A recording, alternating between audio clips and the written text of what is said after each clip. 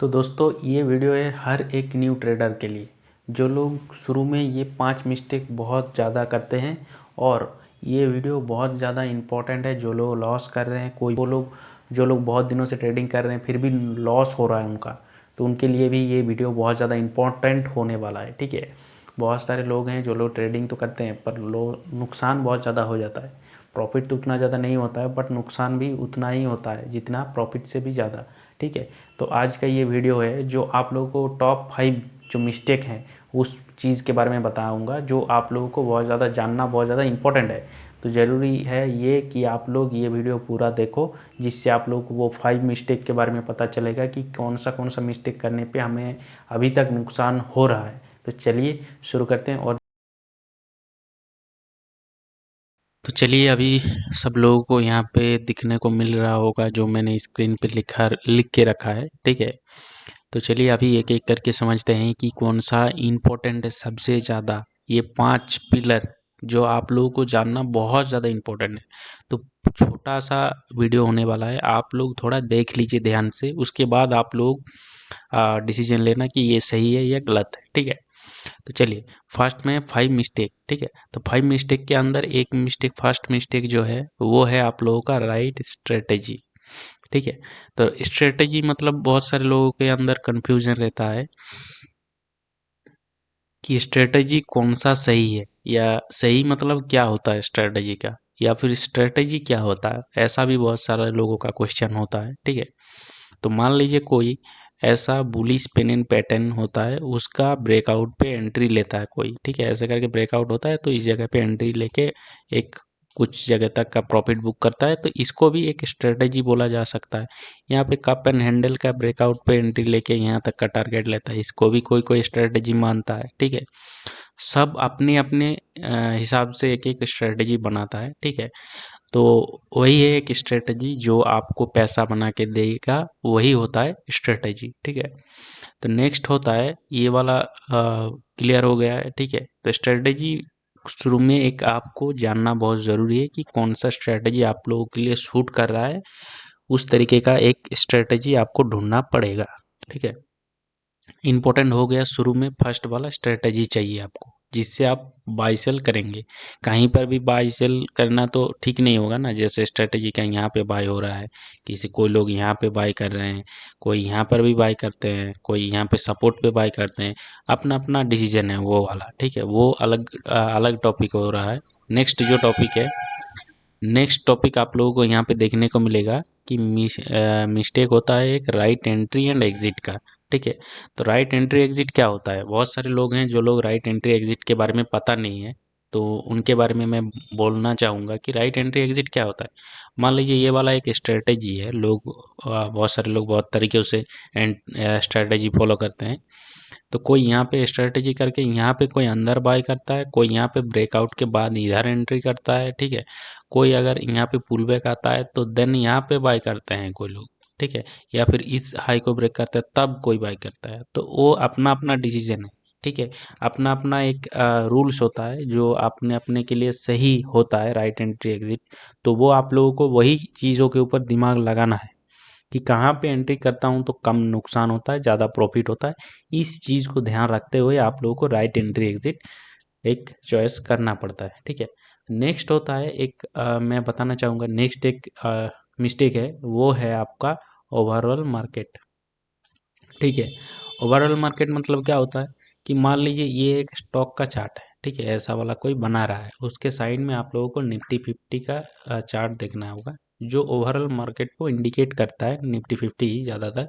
ठीक है, Nifty 50, small cap 100, small cap 100। ठीक है, तो मान लीजिए कि स्मॉल कैप 100 यहाँ पे सपोर्ट ले रहा है, मान लीजिए यहाँ पे एक सपोर्ट रेजिस्टेंस लिया, फिर से यहाँ पे रेजिस्टेंस ले रहा है, और ये वाला जो यहाँ पे ब्रेकआउट देने के लिए निकला है। ठीक है, इधर आप लोगों को यहाँ पे इस चार्ट पैटर्न का ब्रेकआउट हुआ है और इधर इस रेजिस्टेंस के आसपास है। ठीक है, तो अगर ये वाला नीचे जा रहा है और ये थोड़ा सा ब्रेकआउट दिया है तो क्या करेंगे, सभी लोग यहाँ पे एंट्री करेंगे, उसके बाद मार्केट नीचे चला जाएगा। ये तो ऑलरेडी नेगेटिव में है तो ये वाला नीचे जाने में कितना टाइम लगेगा, तो इसी को कहते हैं ओवरऑल मार्केट। तो जब भी आप कोई भी स्टॉक बाय सेल करें, कहीं पर भी कुछ भी बाय कर देंगे तो आपका नुकसान मतलब एकदम गारंटी है कि नुकसान होगा ही होगा। तो मार्केट का ओवरऑल मार्केट कैसा है वो तो देखना तो बहुत बड़ा ज़रूरी चीज़ है। कहीं पर भी अगर आप लोग बाय कर देंगे तो आप लोगों का बहुत ज़्यादा नुकसान होगा। इसी तरीके का चीज़ें हैं जो आपको जानना बहुत ज़्यादा ज़रूरी है। ये वाला किताब में भी ये चीज़ें आप लोगों को देखने को मिलेगा जब आप कुछ किताब पढ़ना स्टार्ट करेंगे। तो ये वाला ओवरऑल मार्केट दिखाता है कि मार्केट अभी कैसा है, उसके बाद स्टॉक्स काम। हाँ, और भी एक चीज़ है कि ऐसा भी कभी-कभी काम भी कर जाता है, ये ऊपर भी चला जाता है। क्यों करता है कि हर स्टॉक हर तरीके का काम नहीं करता है। कुछ-कुछ चीज़ें हैं ना कि अगर मान लीजिए कि अ, कुछ अनप्रेडिक्टेबल चीज़ें भी होता है, क्योंकि अगर मान लीजिए कि यहाँ पे 10 स्टॉक ऐसे नीचे जा रहा है, 10 स्टॉक ऐसे करके एक ब्रेकडाउन दे रहा है चार्ट पैटर्न के ऊपर, नीचे ब्रेकडाउन दे रहा है ऐसे करके नीचे, ठीक है, इस बेस के अंदर ब्रेकआउट देने के बजाय नीचे जा रहा है, ठीक है। तो ऐसे करके जब नीचे जा रहा है, एक अगर चार्ट पैटर्न ऊपर चला जा रहा है, इसका मतलब तो ये नहीं है ना कि मार्केट ओवरऑल मार्केट ही सही है, ये हम गलत कर रहे हैं, ठीक है। तो ऐसा नहीं होता ना। जब भी आपका मार्केट ऐसा एक कुछ भी चार्ट पैटर्न बना के या फिर कुछ भी आपका स्ट्रेटजी हो, तो मैं अब एग्जांपल बता रहा हूँ कि यहाँ पे ब्रेकआउट आके ऊपर जा रहा है और उसके साथ साथ और 10 स्टॉक नीचे ही जा रहा है, ठीक है। और भी 10 स्टॉक है जो लोग ऐसे करके काम करते हुए ब्रेकआउट दे रहा है नीचे जा रहा है, इसका भी ऐसा करके ब्रेकआउट दे रहा है नीचे जा रहा है, और एक स्टॉक ऊपर चला जा रहा है। इसका मतलब ऐसा नहीं है ना कि पूरा इंडेक्स गलत बोल रहा है, ऐसा ऐसा इंडेक्स करके नीचे जा रहा है। तो इंडेक्स ने पहले ही इंडिकेट कर दिया था कि मार्केट नीचे जा रहा है, फिर भी आपने देखा कि एक स्टॉक ऊपर जा रहा है। इसका मतलब आप ऐसा नहीं सोच सकते कि सभी स्टॉक सही हो गया है, अभी इंडेक्स भी घूम जाएगा, ऐसा नहीं होता ना। यहाँ पे देख सकते हैं 2 3 4 ऐसे करके एक अगर यूनिक निकल जाता है तो इसका मतलब नहीं है कि मार्केट सही है, ठीक है। इस चीज़ का भी ध्यान रखना बहुत ज़्यादा ज़रूरी है। अगर आप लोग बहुत ज़्यादा टाइम दे चुके हैं स्टॉक मार्केट में तो आप लोगों को ये चीज़ों के बारे में पता रहेगा, ठीक है। बाकी है risk to reward, risk and reward जो होता है। मान लीजिए अगर 1 रुपये रिस्क दे के आप 5 रुपये ले रहे हैं, तो ठीक है। तो अगर 1 रुपये दे के आप 5 रुपये ले रहे हैं, तो इसका मतलब क्या हुआ कि अगर आप और भी 4 एंट्री लेते हैं 1 रुपये दे के, 1 रुपये स्टॉप लॉस दे के अगर एंट्री कर रहे हैं 4 बार, ठीक है। इधर आपने स्टॉप लॉस लिया 1 रुपये का, इधर 1:5 का टारगेट लिया, ठीक है। इधर भी 1 रुपये रिस्क लिया, इधर टारगेट हुआ। यहाँ पे आप लोगों का अगर लॉस हो जाए, ये वाला 3 हो गया, ठीक है, 1 2 3, और इधर और एक वाला स्टॉप लॉस जाता है, तो आप ये 4 एसएल लेके, ठीक है, ये 4 एसएल लेके आप कॉस्ट टू कॉस्ट में रहेंगे। इसका मतलब ये रिस्क टू रिवार्ड, मतलब एक सही होता है, इतना 4 गलत हो जाता है, तो आपका क्या होगा कि जितना भी प्रॉफिट हुआ था उसमें आपका खुद का कोई नुकसान नहीं हुआ। जो प्रॉफिट का हुआ उसी में से आपका 4 बार आपने चांस मिला कि आप और भी ट्रेड लीजिए 4 बार, जिससे आप लोगों को बहुत ज़्यादा प्रॉफिट देखने को मिल सकता था, ठीक है। अगर नुकसान हुआ तो आपका कॉस्ट टू कॉस्ट में आ जाएगा। अगर 100 रुपये का ट्रेड लिए थे, यहाँ पे आपने 5 रुपये प्रॉफिट किए थे, तो उसमें बाकी 105 हो गया, ठीक है। तो 105 में अगर 1 2 3 4 नुकसान हो गया, तो लगभग कॉस्ट टू कॉस्ट में आप रह जाएंगे, जिसमें आपका कोई नुकसान भी नहीं होगा, प्रॉफिट भी नहीं होगा, ठीक है। इस तरीके के रिस्क टू रिवॉर्ड जितना अच्छा होगा उतना ही अच्छा है, ठीक है।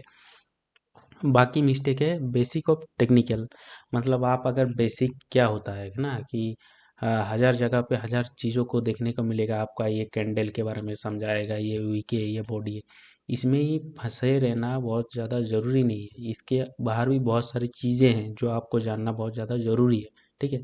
बेसिक को तो ज़रूर है कि इनको क्लियर करना बहुत ज़्यादा ज़रूरी है। तो इनको अगर जितना जल्दी हो सके, जितना टाइम कम दे के उसको सीख पाएंगे उतना ही अच्छा है, ठीक है। उसके बाद इसमें ही पड़े रहोगे कि ये कैंडल है, ये इसका विक है, इसका बॉडी है, इसको चार्ट पैटर्न में इसको ये वाला कैंडल बोला जाता है, ठीक है, एनगल्फिंग कैंडल बोला जाता है, ये बोला जाता है, वो बोला जाता है। तो बेसिक टेक्निकल में उतना ज़्यादा कुछ नहीं है, नहीं तो सब लोग बेसिक सीख के ही बेसिक से ही पैसा बना लेते हैं, ठीक है। बेसिक कैंडलस्टिक को जानना जरूरी है कि इसको कैंडल कहते हैं, इसको ये इसका मतलब ये होता है, इसका मतलब ये होता है, वो थोड़ा बहुत जानना बहुत ज़्यादा ज़रूरी है, ठीक है। तो इसको सब्जेक्ट को जो सिलेबस है बेसिक टेक्निकल, उनको भी क्लियर करना ज़रूरी है, ठीक है। ये सपोर्ट है, ये रेजिस्टेंस है, ऐसे करके ये रेजिस्टेंस है, ये सपोर्ट है, इनको भी बहुत ज़्यादा ज़रूरी है कि इनको एक बार अच्छी तरीके से क्लियर कर लो, ना कि इसको बार बार डेली रिपीट करने की ज़रूरत है। ठीक है, उसके बाद आप लोगों को ये सारा कुछ चीज़ें कर लेते हैं तो आप लोगों का बहुत ज़्यादा नहीं तो 50% काम आप लोगों का ईजी हो जाएगा। जो बहुत सारे न्यू ट्रेडर इनमें ही फंसे रहते हैं, ठीक है, या फिर बहुत सारे लोग प्रॉफिट नहीं कर पाते हैं तो इन्हीं में ही फंसे रहते हैं।